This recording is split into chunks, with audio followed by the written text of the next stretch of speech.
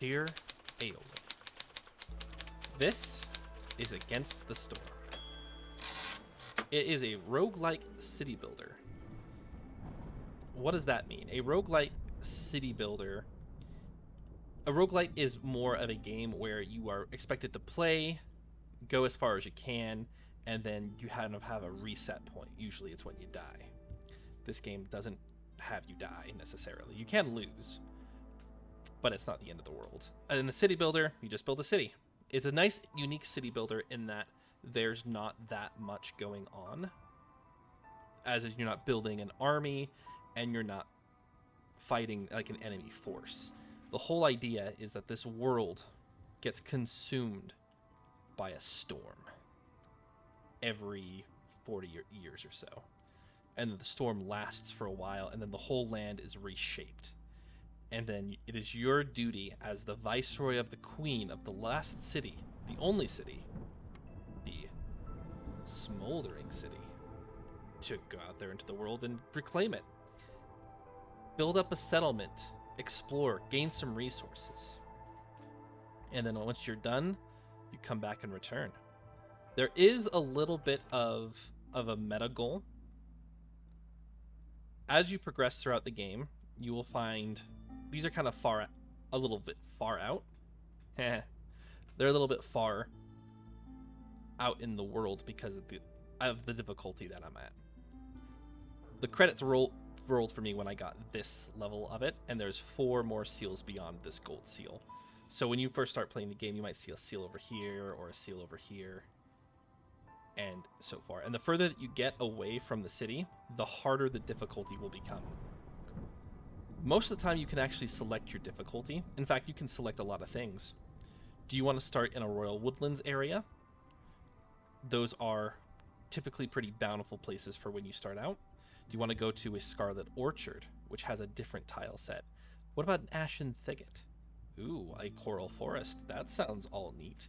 And they all have really interesting and neat little effects. And since this map is regenerated every time there's a storm, you then get to start from the beginning again.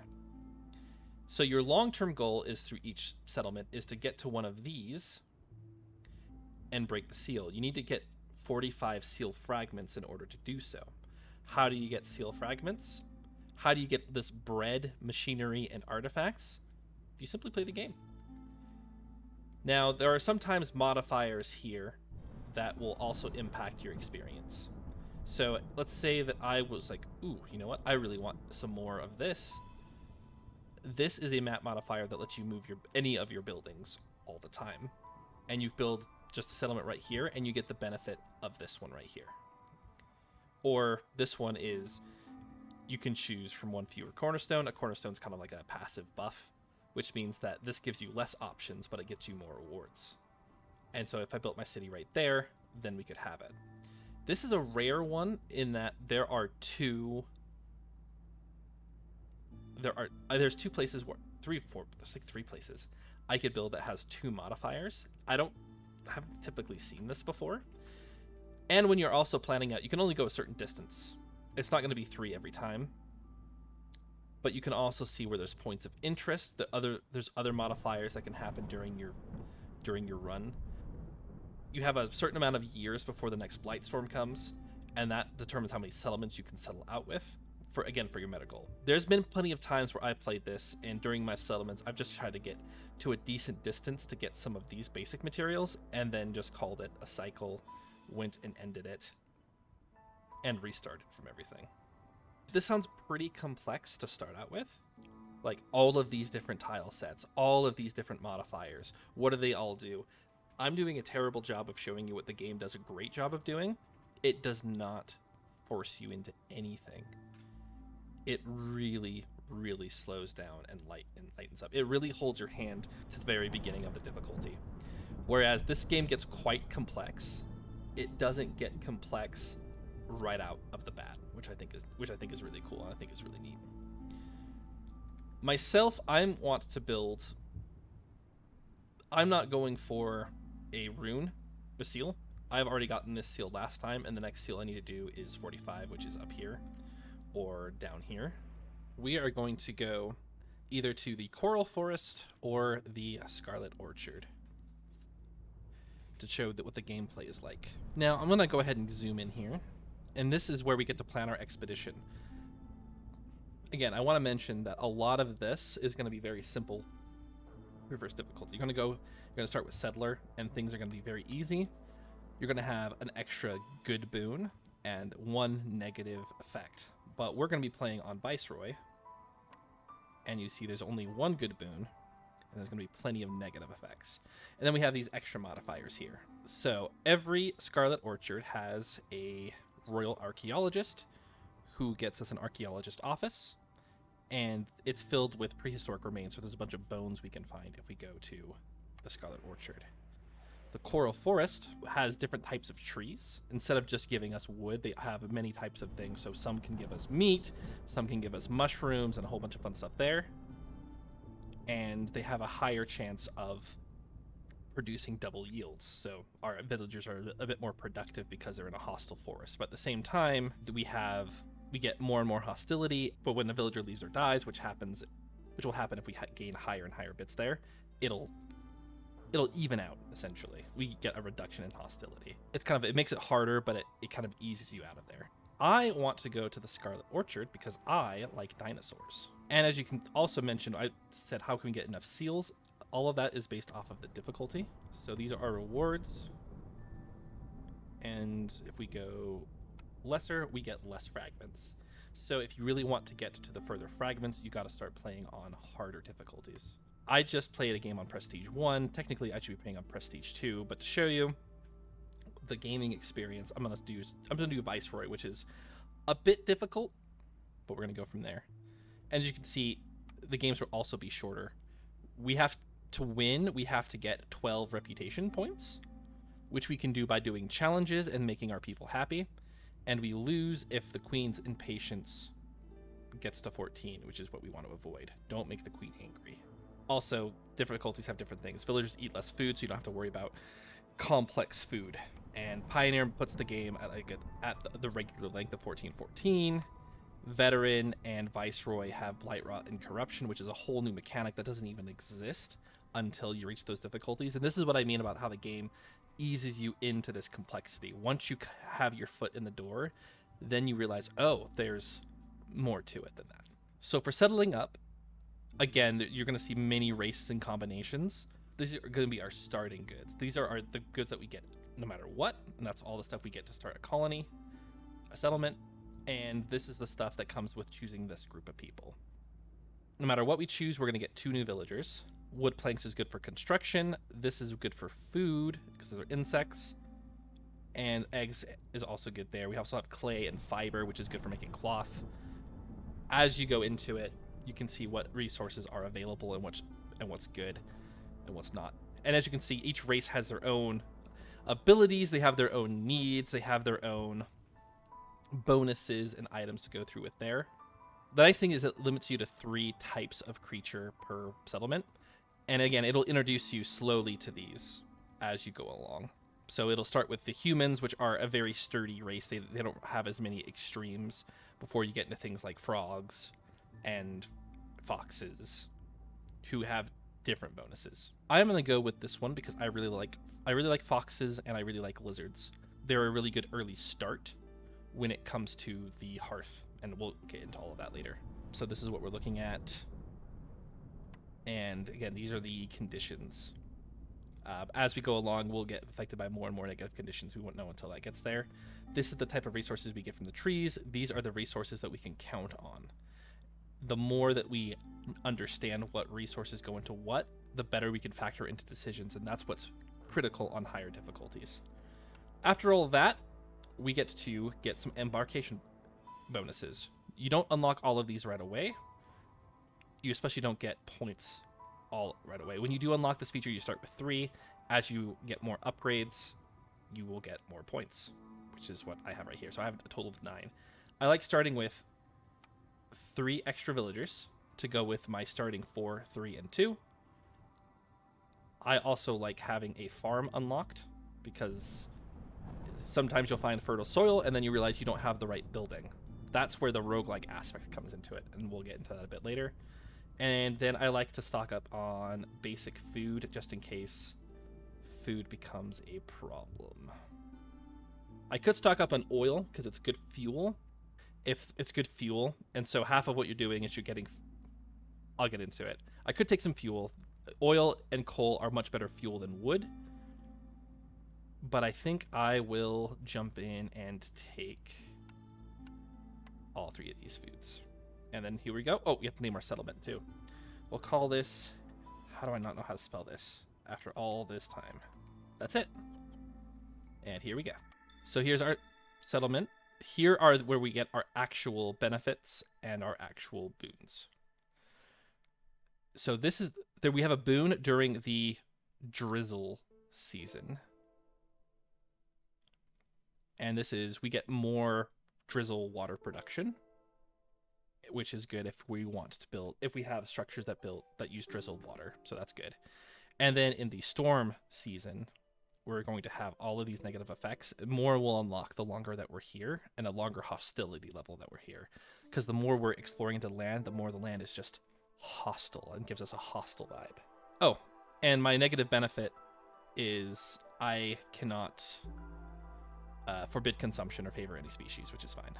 Okay. So, here's where our settlement starts. We start with a hearth. And this constantly burns fuel to keep our people warm. So we constantly have to be feeding it fuel in the fire. There are some better fuels: coal, sea marrow, like fish bones, oil, and wood. Wood, as you can see, only lasts for 14 seconds, whereas oil lasts for nearly double that, and coal and sea marrow last for triple that. So if we have a good way, or easy way to get coal, then that we have a big advantage in that we don't have to worry about coal so often if we have the right resource trade. So that's what we want to do. We can choose a forest keeper. We have 3 different... We can pick from any of our 3 species. Because we picked lizards and foxes, we had those 2. But then our extra villagers, 2 of them ended up being humans. And then each of them have a different effect on being the main hearthkeeper. The foxes will lower hostility from clearing glades, because the more we explore, the more this hostility will increase, and the less happy people will be. Right now, humans are at 15, but our lizards and foxes are at 5. That's going to go up as we build houses.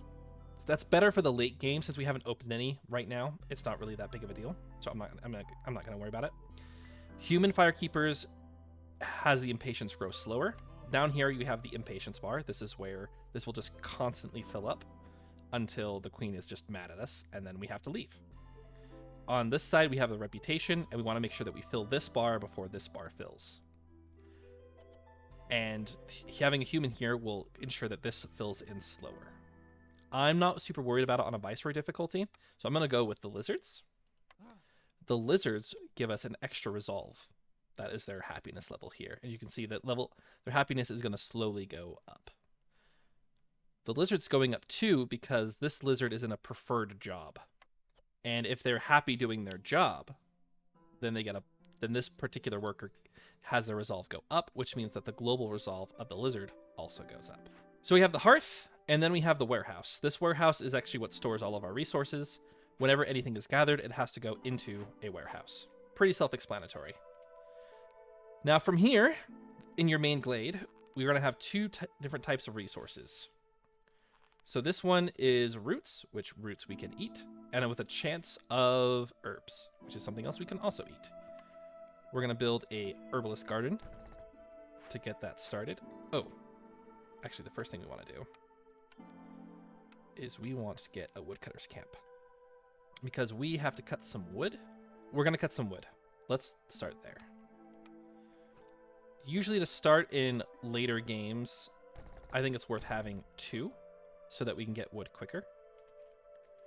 And then we want to be able to think about where we're going to expand. Now, there are different types of glades that we can expand to. If we cut over here, this is a small glade. There's usually just a couple of small bonuses there. Usually some small items and upgrades, or maybe a small event or 2. Nothing too drastic or crazy. I think we're going to start that way. This is a building that can be moved for free, and you can also move buildings that haven't been started to construction yet. So we're going to go ahead and build through here. We're going to break into this one first to see what we have. Probably go into here a bit. And then we're going to go over here. This is a dangerous glade. These are glades that have a threat, or they have an event where if we don't complete them in a certain amount of time, something bad will happen. Nothing bad will happen for us, obviously, because we're so good at the game. But we got to be ready for whatever that brings. These are also forbidden glades. These are where there's really good treasure, there's really extra stuff, but there are 2 events in here that could be very dangerous or very deadly, or one event that's extremely hard. It's extremely deadly, and then we have to make sure that we have enough resources to handle whatever's going in there. And we don't know what it is yet. That's the fun thing. That's the tricky thing. So now that we have that going, and we have this gathering this resource, we also want to gather these reeds to get this, plus a chance of roots and a chance of clay. Clay being very important here. Now this is our fertile ground. This is what works well with farms. This is why I grabbed the small farm and the embarkation bonus. So we're going to get all of that built up, and then we will consider building a farm here so that we can start. We don't need us to build this farm right now. Farms are unique in their gathering. That's why you don't start with them. And so we're going to go into the farm mechanics a little bit later. It's more important right now that we build some shelter. We have 10, 12 people. Each basic shelter can hold 3 people. So we're going to build some houses. Finally, the last thing we're going to build is roads. Roads are simple things that make your villagers travel faster. The basic road is free, but it has the smallest benefit. And as you can see, I'm building roads to pretty much every gathering building and then to the warehouse, so it's just a little bit quicker.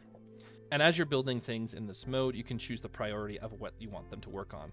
Right now, they're just gonna pick a building to work on. I think it's one of the last selected ones, but you can go to each of them and you can choose a priority. But let's say if you have 2 structures and you're like, you know what, I want these to be built first.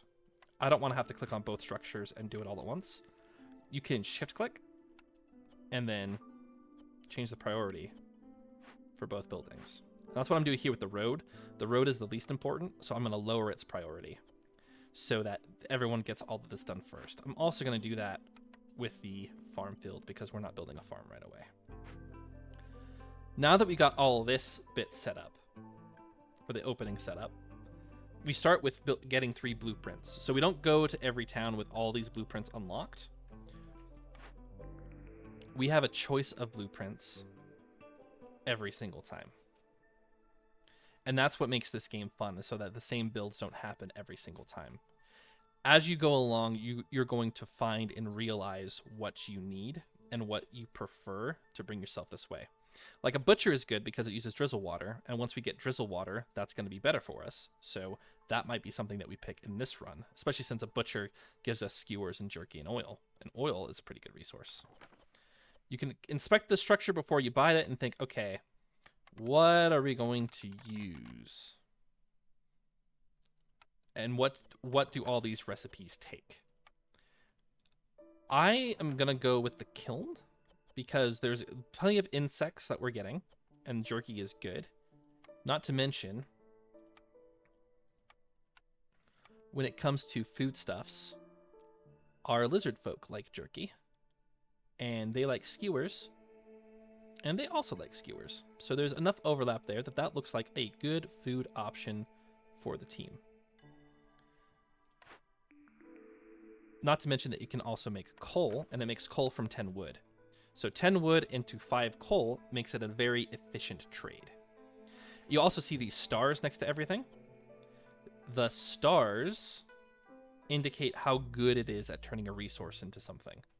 So a 1 star on jerky is going to take 6 insects and 5 wood. It's kind of expensive to do. But if we look over here, the jerky would take 5 and 5.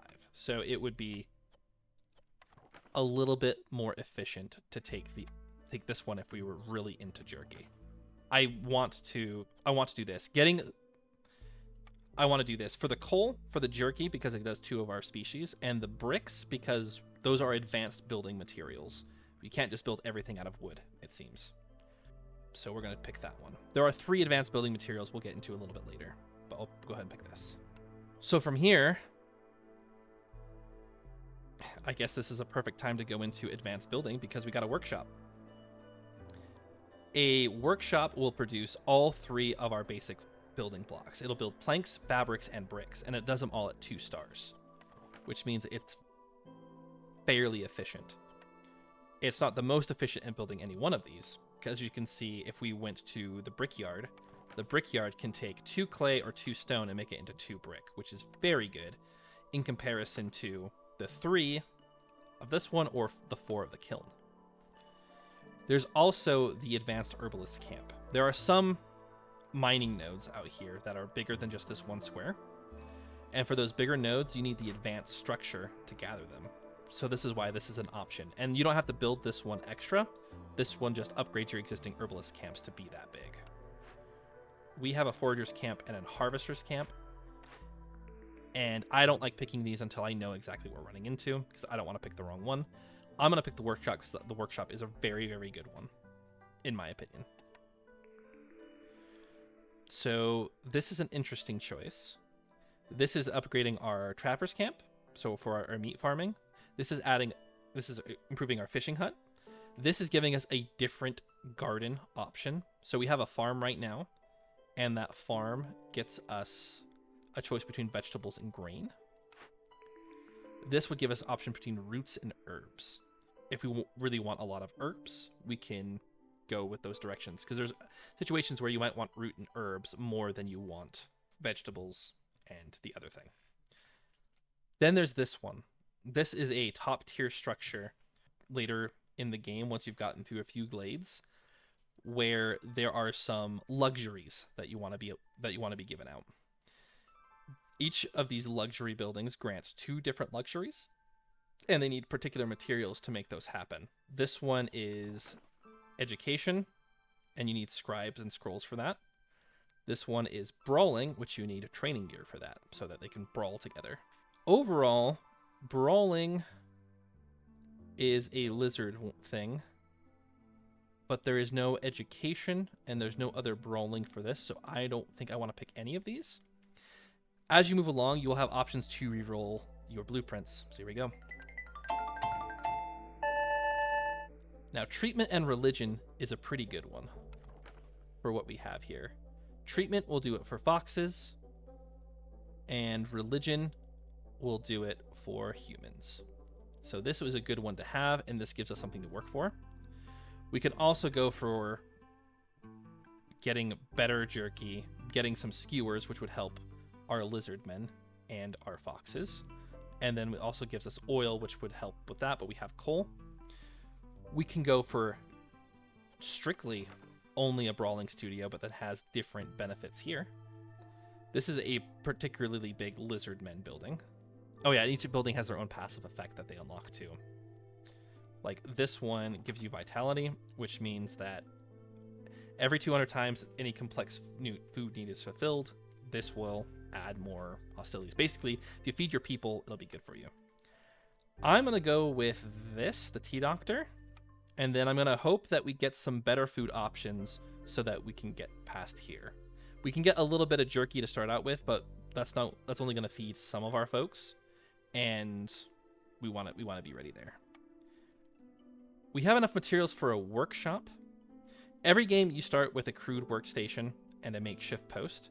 A crude workstation will build everything at less than a star, so it's the most cost inefficient way to build planks, fabric, and bricks and pipes. Bricks, fabric, and planks are your 3 major advanced building materials. In order to get started, you're going to need something to kind of crank those out until you get something more efficient. We lucked out and we got the workshop, so we're going to build this workshop building here. Again, we're going to lower its priority because it's not essential that we get this built right this second. After all that, we'll unpause and we'll let it go.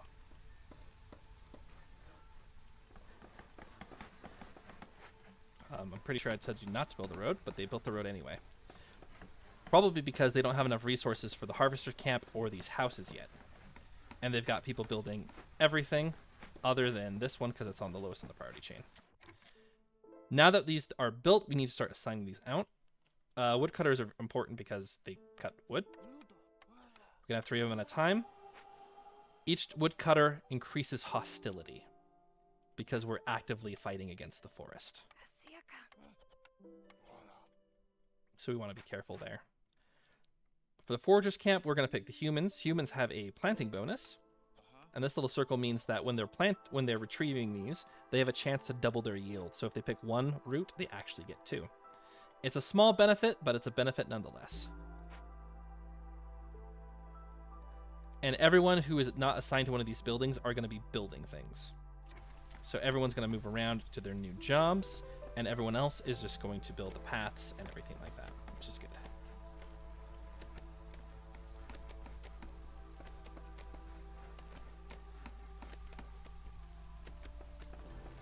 While everything is building, let's talk about the hearth. The hearth has 3 levels. The levels will increase its ability to deal with other advanced mechanics called corruption, and it will increase your global resolve. To level these up, we need houses, and we need 8 people to have homes in this settlement. And then we also need some decorations, so we're going to build that up in a minute once we get enough wood for these houses. Ooh, things are going quickly. So, you may have seen that there was a pop-up up here. These are cornerstones, so these are these passive bonuses that we can start selecting. These, again, are random. We can decline taking one and just get 10 amber, 10 money. Money is important for... Money is important for buying things. That must have shocked you. Trading is a mechanic that they, again, don't introduce right away. Out of all of these, they seem to be pretty trade-oriented. This one is more Lizard Resolve-oriented. I'm going to pick this one because provision packs for free is actually really good. And then as you play more games, you'll get some rerolls to these if you don't like any of these. I'm going to keep my rerolls for later because we get a cornerstone every year. Every year consists of 3 seasons, by the way, and that's all on timer up top. So right now we're in the drizzle. Then we're going to go to a more bright time, and then we're going to go to a storm time. So we go like a drizzle is like right after the rains happen. It's still raining kind of ish, and then it kind of brightens up where it's not raining as much, and then it goes into a heavy storm, and that's where we can see a lot of these negative effects come in. And then that will be 1 whole year. And then every year we get new villagers sent from the capital, which means every year we're going to get some provisions. All right, so these woodcutters cut through to this grove here.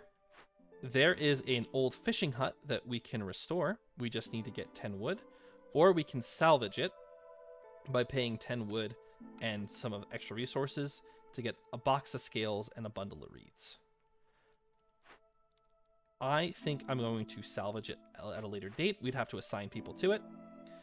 Foxes are really good at doing these events, which is good why we kept some of them out, but we're going to worry about that in a little bit. This is a water geyser. That's one of the 2 ways we can collect water in this game. I should also mention, there are many options for doing trees. Ooh, let's actually assign people over here. Let's assign 2 foxes so we get as much resources as possible. That leaves us with only 1 builder to build all of these houses, which is fine. We can work with that. Next thing up is we get orders. These are orders. They are challenges to increase our reputation. Like everything else, they're random, and they have different rewards for each. So this one is, if we have 5 tools, we can deliver them, and we can get 5 gears and this, and a reputation point. This is if we deliver 5 stormwater, we can get a permanent buff to our stormwater production, pipes, and 2 new villagers. We start with 10 pipes, or we start with 10 tools right now. I'm going to go with this one. I don't want to level up too quickly. And I want the 2 extra villagers. 2 extra villagers means we can do more things. So for this one, Complete any 2 dangerous or forbidden glade events. That is a pretty basic one, because we're going to open 2 forbidden glades at some point. Or 2 dangerous glades at some point. And this one is to keep the lizard resolve above 13 for 30 seconds. And if we do that, we get 2 new lizards, meat, and some parts. This, I think, is going to be more long-term. I bet we could do this quicker because we have some jerky. But we're going to go with this one instead. This one gives us 3. What's really cool... Ooh, this is really good. This is a good example. You don't unlock these right away. But these will. This one will also go away if you defer. So if you unpause the game and wait to select this one, this goes away because this is on a timer. This gives us 2.5 minutes to complete this one, and then we get these rewards. There's some risk reward here, but usually the benefits of this are pretty good. Getting 2 wildflower essence and 3 parts is essentially a big upgrade, a big expansion opportunity. And getting boots is also good. People like boots. And this is also very easy. We can get an encampment level 1. Because that's what we were just talking about. So we'll go ahead and do that. We can do that in the next 2.5 minutes. So we just got to get 3 houses built, and then we're going to build some decorations. There's a ton of decorations. Each of them have different point values. These green ones are the basic ones. These blue ones are these are comfort, these are aesthetic, and these are harmonious. But they're different tiers. They're just different colors. Each of them have their own value. So if we build a bench, we'd have to build 4 benches. These are 1 point each. A park, right? It takes up 4 spots. It is going to be 4, and to upgrade it, we just need 4. I'm confused. How do we have a decoration already? Ooh, someone put a fence here. If there's a fence there, then that means we should only build 3. Well, I'm going to build my favorite decoration, which is a gate. And then, so 3 plus 4, we can build a road underneath it. 3 plus 4, and that will give us our 4. So then, just once the house is finished, and then that gets finished, we're set and good to go. We only need 3 houses to finish, but we got enough time. As for woodcutters, there's a lot of options to do here. Again, we can shift click to set them these for everything. But if we want them to chop trees because we need them to get the fuel, we can also choose to avoid glades. Avoid glades except for marked. Down here are 2 buttons where we can mark the trees we want them to cut next, so we have some direct control. And if the workers are in range of those trees, they will start cutting those. I like this because this will let it so they'll keep these glades intact until you're ready for them, and then you just mark them, and then they just chop through it really, really quickly. It's very nice. But you can also make it so that they only do particular trees, and there's some circumstances where you may want that to happen in different maps and different situations. I'll have you go there. I want you to start cutting down over here, actually.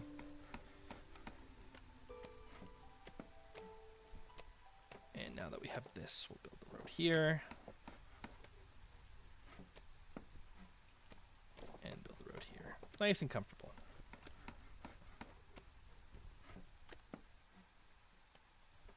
Okay, that's 2 houses.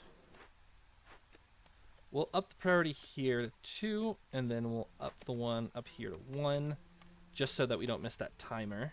Oh shoot, we're missing that timer.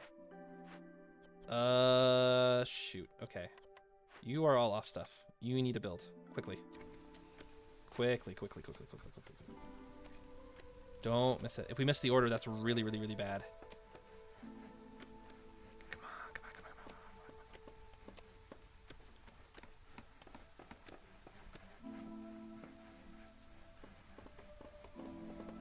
Okay. Oh, this is so close. It didn't need to be this way. Okay, that's 4. And the house is finished. And now we are in the clearance season. Perfect timing. Whew. So as you can see, the hearth looks better. That's leveled up, and everyone's resolve is increasing, which is really, really good. And every time that a resolve point goes forward, there are these small little items here if you get a new blueprint. To start off with, we get a lot of blueprints, but then it becomes less frequent.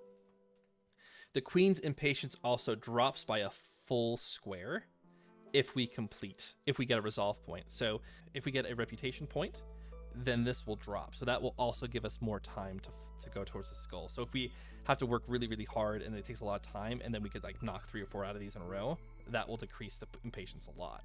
But if we're super quick like we are here, we're not going to drop a full bar, which means that we actually have less time overall. But again, not a huge deal, especially in the lower difficulties.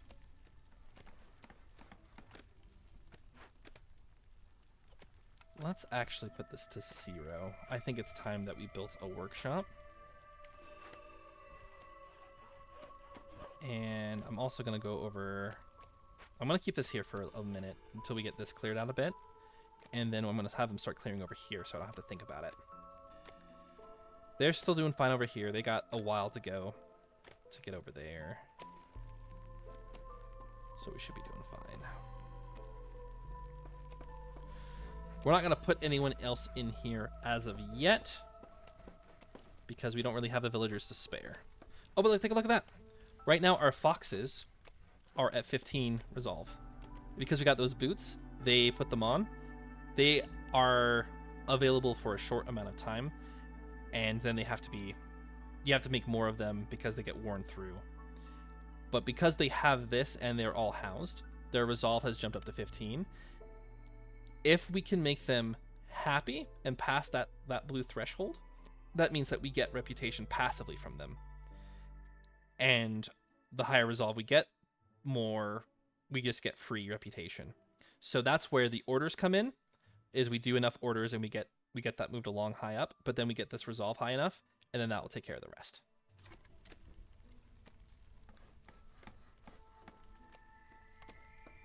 We should be seeing some more resolve come in from the lizards once they have a chance to take a break and grab some boots. Because all these workers are working, but then they go around and they take breaks by the hearth at their leisure. Okay. That's perfect. And then we're going to go ahead and build our farm.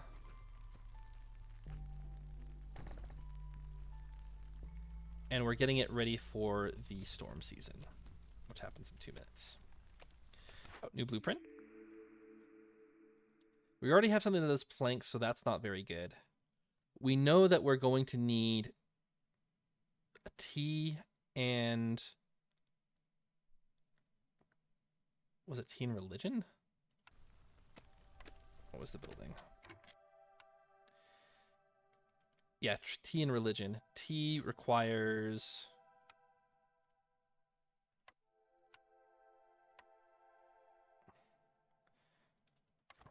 Let's see, tea requires that, which comes from that.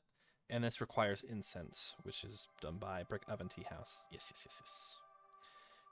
Ideally, we would want a tea house. There is not a tea house. We are getting free provisions, so that one's less likely. We do need some food for pickled goods and for pies and for biscuits, if we ever get that chance or opportunity. But if we get boots and training gear, that means we get boots. Boots will take leather or scales, which you don't have a good income of, so that's not going to be worth grabbing. Flour comes from grain, which we will have a constant boost of because that's what these farms can do. So I think we're going to go with this one because it gets us flowers and water skins, and water skins should help us with nothing in particular. It really is, I really do want the flour. But do I want the water skins or do I want the copper bars? Because planks and bricks we have, and that's what I'm going to be using it for. Copper bars are they're a bit more rare. But I've always run into problems where I don't have these. And having water skins, we don't need it for religion or for tea. So I believe I think we need water skins for that. Let's check this out really quick. This is way more looking into it than I've ever done before to try to explain what's going on. A lot of this just becomes instinctual about what you feel is the best option. We said we wanted a tea house would be preferable. Like a termite nest or a tinkerer. That's where more complex items and things come in from there. A tea house, you need pots, water skins, or barrels. And for incense, you just need wood and herbs and insects. Probably should have got that herb garden, eh? But the tea house also gives us water skins. So if we get this, that would be great. But chances are this isn't going to drop. Oh no, we might get it because we have foxes in the settlement. Bum, ba-dum, bum. I forgot that there are certain buildings that come with particular individuals. So most of everything is the same, but I think we'll go with the copper bars. We'll risk it. We'll see if we can get the tea house. And now that it's level 1, we have the option to grow it up to level 2. I think that's what we're going to do. We're going to get all the decorations in place. We don't have enough villagers, but we have enough housing that I'm going to at least set us up for that. We have the gate over on this side, so let's build a gate over on this side. I feel like that's fitting. And then we just need one more decoration point. Let's build a... Let's give them a bench. We'll put a bench right here. Then we'll need these higher ones. These ones cost advanced resources, so I'm not going to place them yet, as we need to be able to create advanced resources here. And I just don't have the workers for them. One thing I am going to do is I'm going to swap these humans out working here, and I'm going to have them start working here for the storm season. The reason is that farms do different things on different seasons. During the storm season, they fertilize the ground. During the drizzle, they plant everything. And then during this season, they harvest everything. Oh, see? It's starting to become the storm season. And because it's the negative season, they give you a lot of warning. We're going to stop you, and we're going to put you over here. They're going to be going over here, and they're going to be idle for another 20 seconds. That's okay. Oh, there is a fishing pond. I didn't even see that. So if we do repair this, which we probably should start. So they got to bring all the resources from their warehouse over here. It'll repair it, and then we'll have a fishing. That'll be great. Okay, here's the storm. Hostility is going to rise. Lizard resolve is low, but that's okay, because we have ways around it. What we're going to do is we're going to reduce the amount of woodcutters we have. That's going to take our hostility level down a little bit, and that's going to raise our resolve. In fact, that lizard, that one father fox, we're just going to move him over here. Help out. So now that they've delivered all the materials, there's a time to complete the event. And then that should fill up nicely. Oh, they have already gathered everything. That's great. It's wonderful. We can start moving you over here then. So this will build all of these resources at kind of an even pace. The resources I really care about right now are these top 3. But I don't want them to build them all at random. I want to focus on... I don't need them to focus on a particular one, but I don't want them building more than 30 planks, 30 fabrics, and 30 bricks. I want them to be able to use all of these materials, so not just fiber. And I'll have them use stone, not just clay, because we're not getting any clay. And that's what we'll start. And so now they're going to start building these advanced materials, which will help us build these more advanced buildings. As for you guys, let's have you two just work on the... We'll have you work on the fish. Okay. So now all of this is golden because it's all prepped and ready to plant. And now it is the new drizzle season. We're in year 2. And every year we get a new cornerstone. So we can pick a new item here. Ooh, this is also a really, really good one. Gain of money for every 50 wood produced. That, we produce wood all the time, and depending on how the hostilities go, it's worth grabbing a lot of wood. So I really like this. Rumor is one of your settlements, one of the relatives in the realm. They'll arrive 50% more quicker, and 10 more goods for everything. So we'll get more villagers sooner, and we'll get more goods. And if we're getting this later in the game, it'll be retroactive, so we get a bunch of more goods. That could set us up for something good because we get provision packs. This is where we get to preview Glade. You can see that some of these are Bless Curse. So this one unlocks all of the blueprints for the advanced blueprints for the Forger's Camp, but gathering speed is decreased until we use 250 gathering node charges. We don't have 250 gathering nodes around. We just have the two routes, and we have the fishing pond, which is not... So we don't have a lot of things, so that would affect us for a long period of time, and I would rather not do that. I'm going to go with the lumber tax, because that's okay. And here are newcomers. These will continue to build up over time. So while we're just getting 3 or 2, the amount of people coming and the amount of resources they bring will also start to be larger and more proportionate. Our choice is really, do we have 3 people, or do we get 2 people, but we have some extra planks and a little bit of more bonus here? I'm going to go with this. 3 is good, and this is a resource that we don't have a lot of. That does mean we need another house. You may have seen like, oh, there's a fox house. Oh, there's a human house. There's a lizard house. How does all that work together? Well, there are advanced houses, and being advanced houses makes people happier, but they do require advanced materials. For now, we're just going to build another shelter and house everyone just fine. We are going to house you here and put you here. We're just going to put to the side, I guess. I don't want to go too far this direction, but I do think we're ready. I'm still a little nervous to open this glade because I don't know what it's going to require of us. I think what we'll do is we'll open this other small glade here. We'll mark it so that they know to go through it, and then we'll fill this out to see how this is turning out to be. Let's move this, actually. We'll move this back here.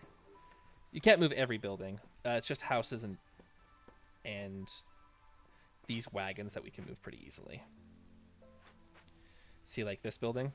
There's no move option. You can just turn it off. And if there's something that you don't like, we can always destroy it and get rid of it and put it out of our way. And we get some of our materials back, too. So there's a little bit of, if you've made a mistake or misplaced something, or you're like, oh, this is in the way, then we can get rid of it. Okay, new year, new orders. This is having 2 hearths to level 1. Okay, and this is to deliver 50 grain. Both of those are pretty easy to do. 15 gold and more boots doesn't really scratch my fancy, but having 5 new humans will really boost the settlement, and giving them human foods and a bunch of bricks, I'm in. Efficiency test. Can we get 55 of those and 60 scrolls? We have nothing that gives us these scrolls, but look at these benefits if we could have. 10 more items of lumber, so that fills things up and gives us more. It gives us lumber quicker. They move faster, and we get double the plank production.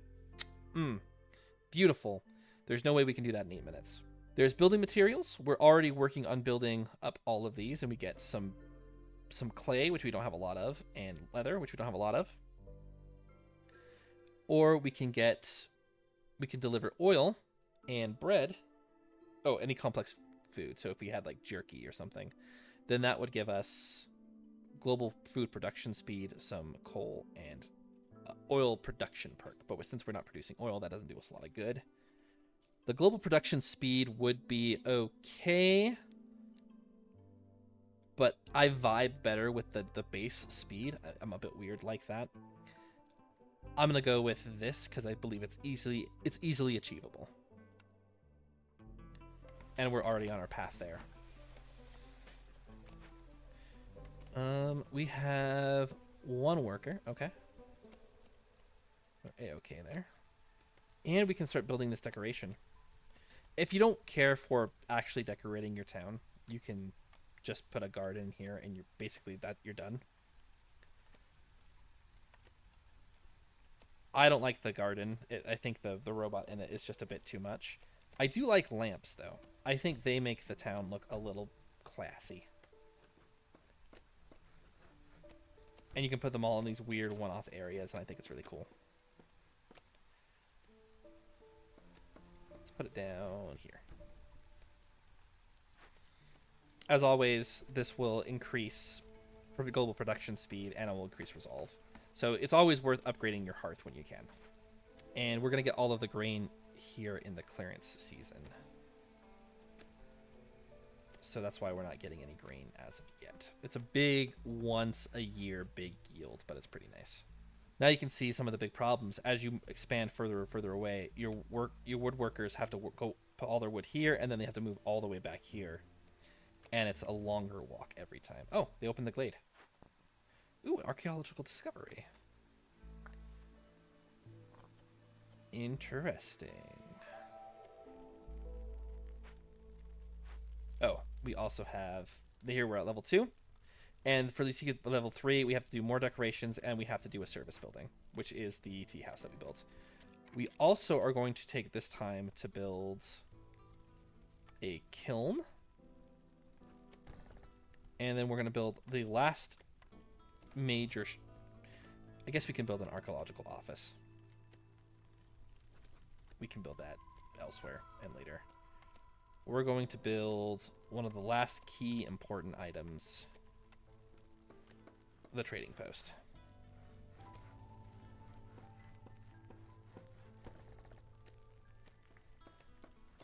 The trading post allows traders to come from the city, and it lets us actually use the money that we're accumulating. Right now we have 2 money and 9 provisions, and we get more and more provisions the more every year when people come to the city. And this will also let us sell our resources. We get to buy some perks and benefits. It's a good thing, and it's about time in the game where we start doing that. I guess I could explain how buildings actually operate and function.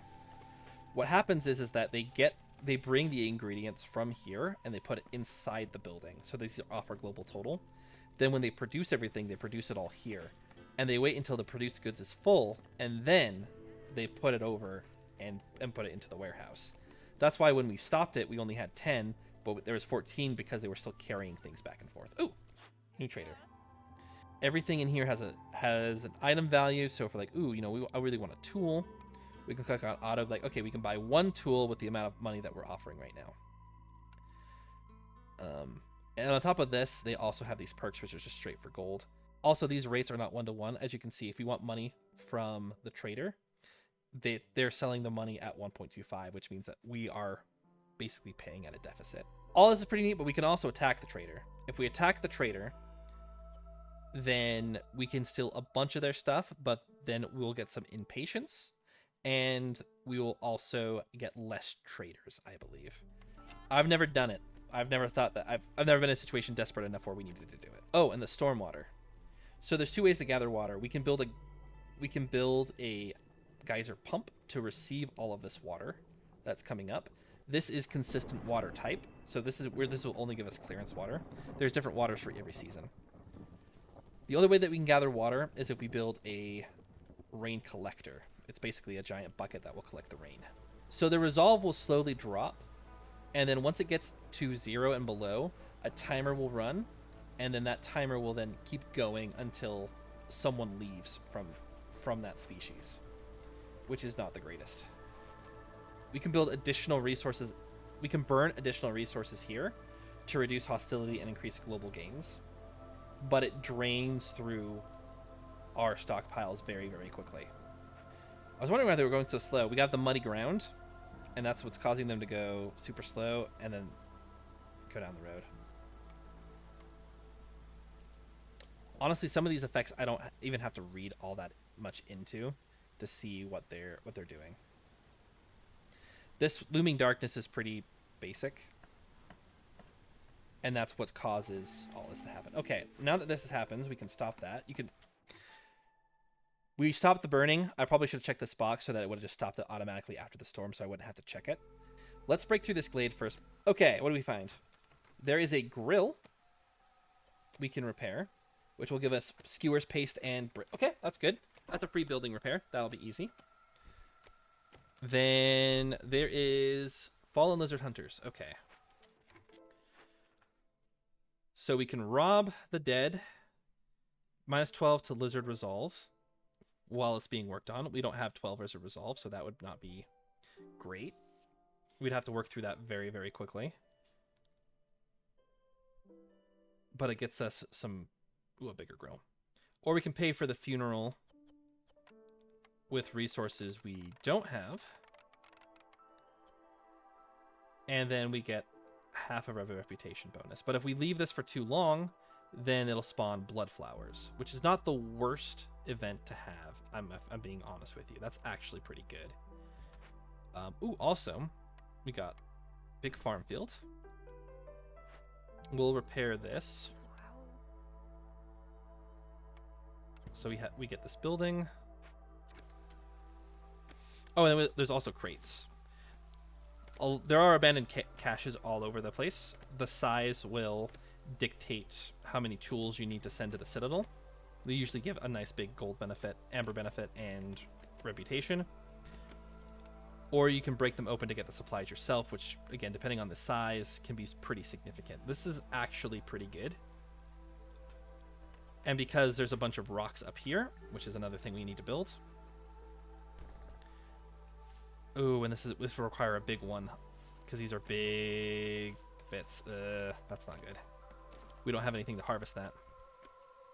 But the stone is actually very important. I'm glad that we did get that. We are building a bit more space over here, which is also going to be...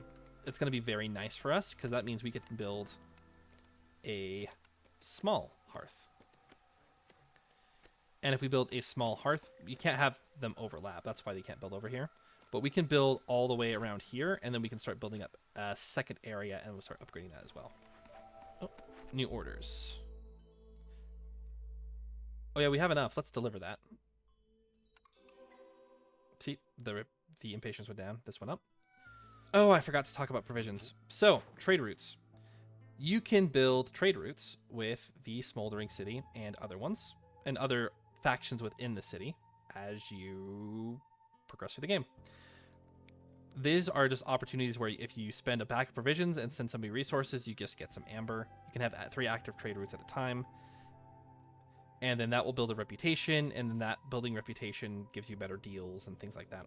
So this is the archaeologist's office. This is specifically for these archaeology sites. You're not going to see this building unless you're in this particular biome. We'll cut down the trees over here, and then we'll have the new small hearth. It would be more ideal if we could build it like right here, but there's stuff in all the way. So we'll build it right over here. That'll be fine. What this will do is this will, again, people have to go over here to take a break. This will reduce the braking distance, but this also has its own upgrading hearth abilities. And if we have this going, then we also burn through more fuel. But we can expand and we can get double resolve bonuses. So if you click on your workers, you can then see what everyone's going to be working on, but you can also check what jobs will be good for them. Oh, I don't have a market. Oh no, that's the wrong thing to have. The market is the building, it's not the trading post. Shoot. Okay. Okay, this is not the end of the world. Why are you building pipes? Stop building pipes. No. No.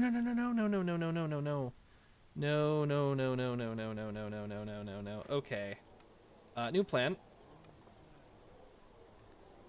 Okay, we have that. Let's see if we can serve out some religion. We're getting rid of this over here. Oh, we're gonna lose a fox. We might lose a human too. It might be too late. Whew, we lucked out. See, we have gone up with rank in them. What does that do? I don't really know what it does. I think that it does something with resolve if we get it high enough with enough people or something. We don't want multiple of the same service buildings. New blood flower appeared. Okay, that's something that we have to work on, and this was gonna This is one of the random events that happen here. Okay, we're going to get rid of that as soon as we can, because if we keep that, global resolve goes down, we can't have that. But we've lasted the season. We've survived. The one thing I don't like about fences is it takes up that whole slot, and it makes it feel like you can build something there, but you can't. Humanity's in peril. Get some more stormwater. It's all running out. No! I think I can save it. I can favor. Oh, I can't favor! That's right, that was one of the things of this map. Ah, okay. Well, that's fine. I guess that's it. I'm losing a human.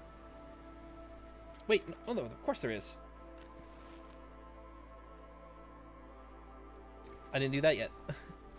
We are not going to need any more pipes. Because we've gone this whole game without going through the pipe mechanic. Essentially, with pipes, you can increase the productivity of a structure by connecting pipes to it, and then you can use water that you've been gathering, and you can put it into it. So like this building uses stormwater, and so we could put stormwater in it, and we could increase the production and increase its resolve. On the higher difficulties, everything has to be very min-maxed, but you can do a pretty relaxing run.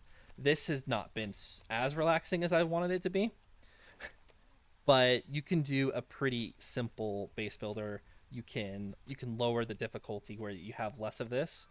The original games, I never even had to build complex food because I didn't have to realize that I needed more complex food. It was just that simple.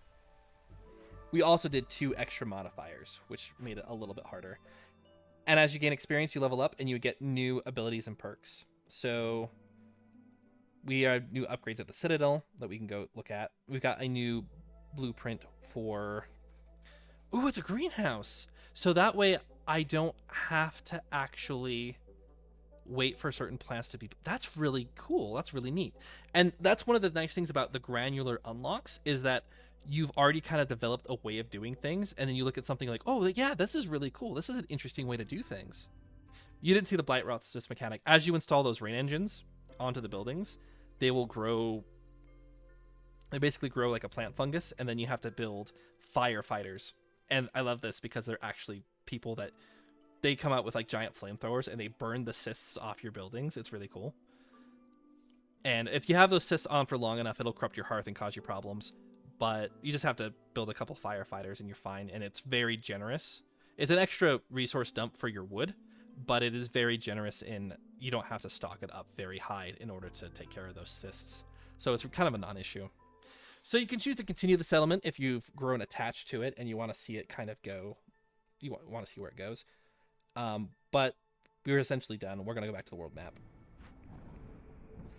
Oh, and as we've done 2 of the bigger events, then we actually get rewards for completing those. So now we've unlocked more areas to go through and settle. And because of our range is expanded, I can go pretty far.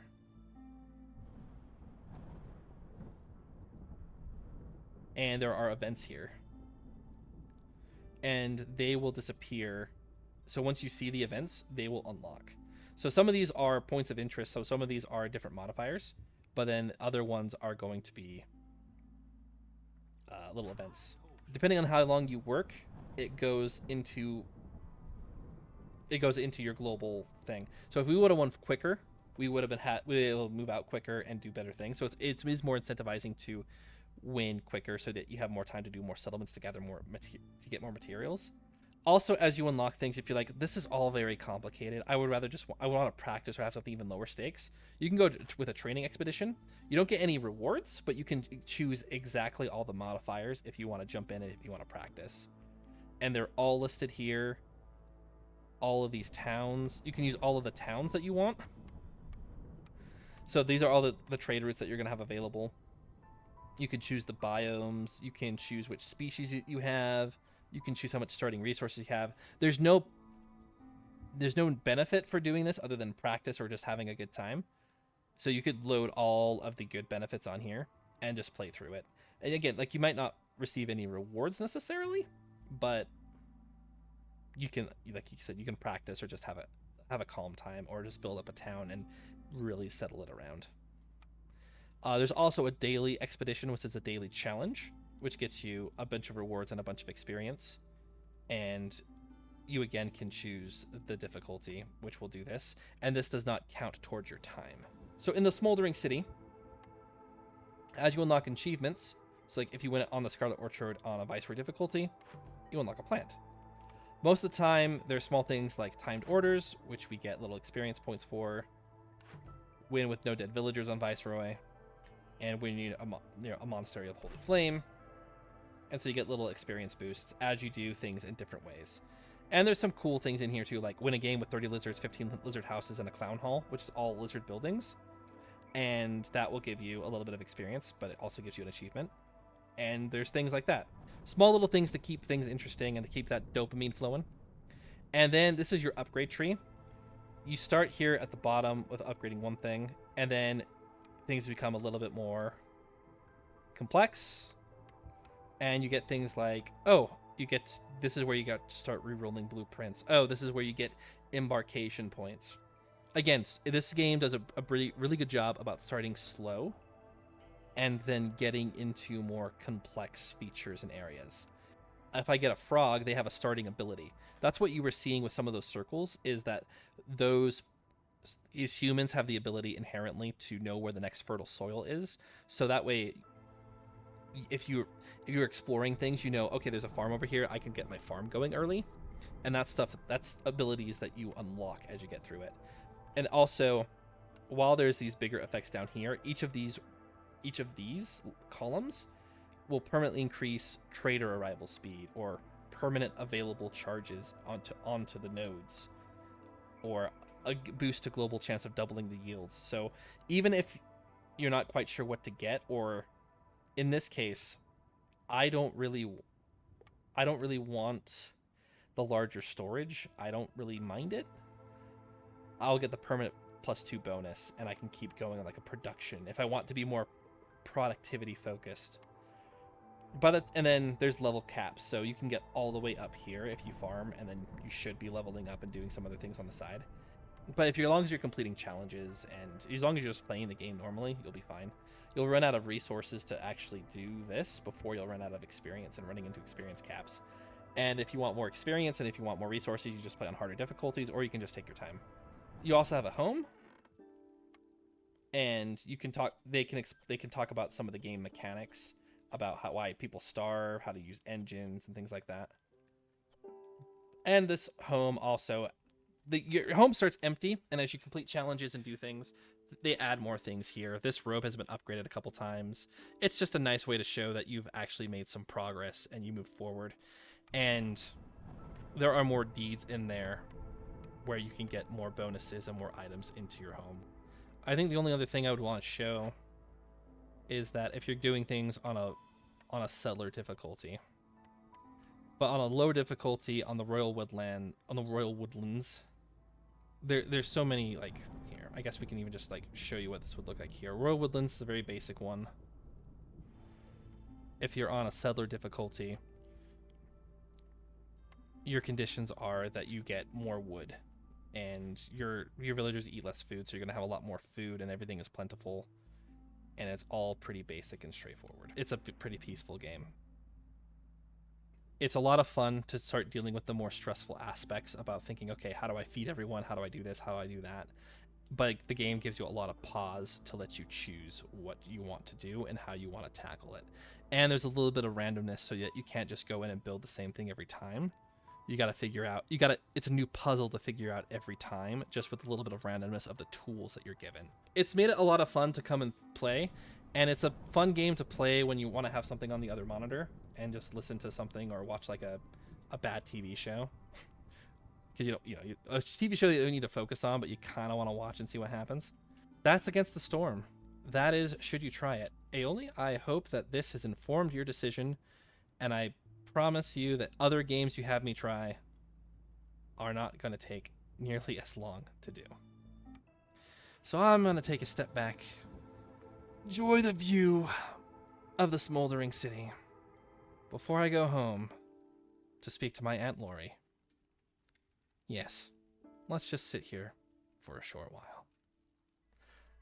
I'm Jota Zeta. I hope you have a good rest of your day. Bye!